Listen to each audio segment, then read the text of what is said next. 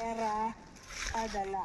Kung meron ka ng patok na negosyo tulad ng internet shop, grocery, pharmacy, at naghahanap ka pa ng extra income, ay maaari kang maging retailer or kaya agent ng pera padala at express money.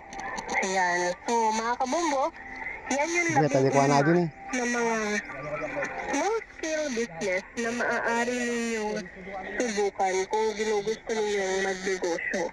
So, ang unang tatalakayin natin ngayong araw nito ay ang online selling.